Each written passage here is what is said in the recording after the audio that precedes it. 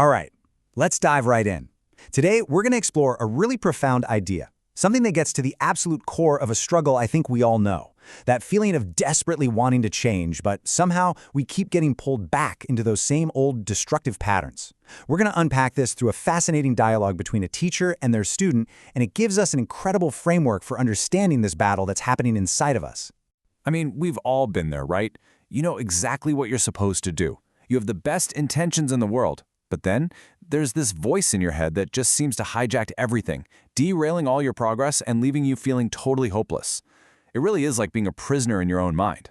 This is a direct quote from the student in our source material, and it's just so raw, so honest. It captures that exact feeling, that moment of sheer frustration when you realize, oh no, I'm right back at square one. You're caught in that same loop of despair, even though you swore this time would be different. And the teacher's response to this is where it all gets incredibly interesting. So the teacher explains that this internal enemy, this force that's constantly pulling us back into despair, it's not just some random negative thought. It actually has a name. And giving it a name, well, that's the very first step to understanding the power it has over us. The term is phiền which translates to the afflictions. But you can just think of it as your inner saboteur. The teacher in our text describes it as a bandit, an internal force whose only mission is, and this is a direct quote, to make you torture yourself, self-destruct, and self-annihilate.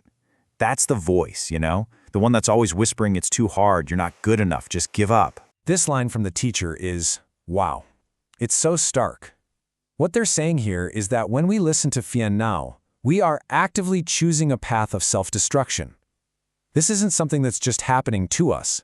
There's a path to life, to growth, sitting right there in front of us, but our loyalty to this inner saboteur makes us turn our backs on it and choose the path of ruin instead.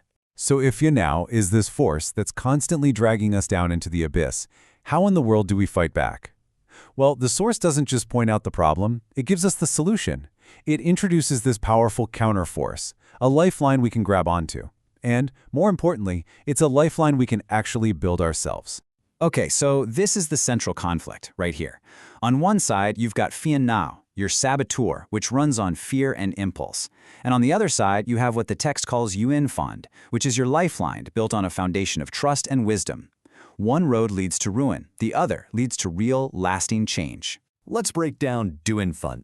At its heart, it means a deep karmic connection. But the most important metaphor the teacher uses is a duyên, which means a fulcrum, a point of leverage.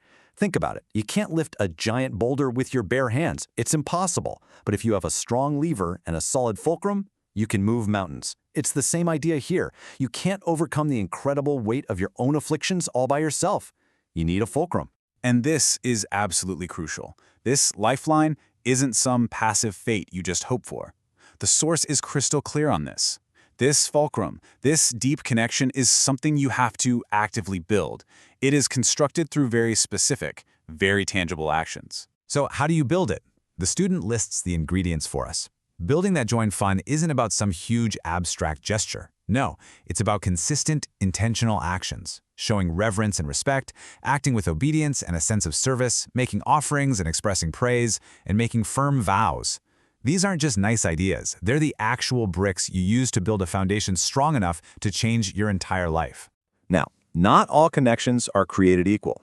The strength of your fulcrum directly determines how much weight it can actually lift for you. Let's dig into that. The teacher lays out 4 distinct levels of this karmic connection. Think of them as 4 levels of strength that decide how well you can fight back against that inner saboteur. Okay, check out this progression. At the weakest level, level 1, the connection just brings you a nice feeling, maybe some joy when you hear wisdom. It's good, but it's pretty passive. As that connection gets stronger, you move to level 2. You start to understand the teachings easily. Stronger still, at level 3, you can even expand on them yourself. But level 4, that's the game changer.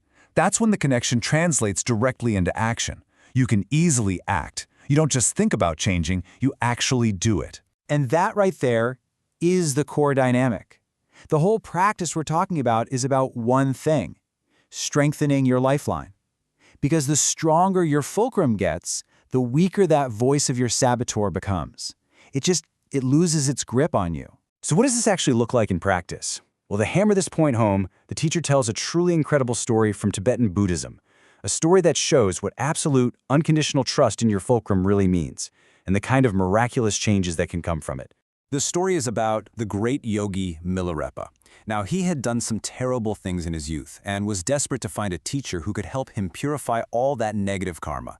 His teacher, Marpa, gave him a series of seemingly impossible and, honestly, pointless tasks that were designed to build this unbreakable fulcrum of trust. I mean, just try to imagine this. Milarepa single-handedly builds a stone tower, his back literally covered in sores from hauling rocks up the mountain. The second he's finished, his master just says, "Tear it down." And then he makes him do it again and again. The tasks made no logical sense. They were designed to build absolute trust in the face of complete absurdity. That was the real practice, not building the house. And here's the kicker, the most important part of the story. The master's wife saw how much Milarepa was suffering, and she felt sorry for him. So she tried to intervene. Her doubt, her feeling that this was all unreasonable, actually broke the purification process. The teacher explains that this well-intentioned pity completely sabotaged everything, stretching what could have been a 3-year path to enlightenment into a 30-year ordeal. Now, the story of Milarepa is obviously an extreme example, but it perfectly shows the danger of doubt. So, what does this look like in our modern lives? The teacher gives a much more relatable example of a student who just let his own connection fade away. So there was this student who was once totally dedicated, full of potential. But slowly, bit by bit, the pressures of daily life, his job, and most importantly, his own phận, his inner saboteur, pulled him further and further away from his practice. And the teacher uses this beautiful but tragic metaphor. He was swept into the ocean of life. And this is the result. By letting that connection get weak, he basically cut his own lifeline. So when things got really hard, when he actually needed help, there was just nothing there to hold on to. The teacher says he has no fulcrum left. He's in total free fall, and there's no way to help him because there's no point of leverage to apply any force. So, when you put it all together, what this whole explainer is really about is a choice. It's a profound choice that we're not just making once in a while, but in every single moment of every single day. It all comes down to a choice of loyalty. Just look at these 2 columns. On the left, that's the voice of phận, the inner saboteur. It's the voice of procrastination, of "this is too hard," of "I'm hopeless." And on the right, that's the voice of duyên, your lifeline. That's the voice of action, of effort, of hope. In every single moment, you are choosing which one of these 2 internal voices you're going to be loyal to. Which one do you feed? Which one do you follow? And really, that's what we want to leave you with. The teacher's ultimate point is that your inner saboteur, your phận, has no real power of its own. It only has the power that you grant it through your loyalty. So the question for all of us to take away from this is a pretty simple one. In the quiet moments of your own mind, when you have to choose which path to follow, who will you be loyal to?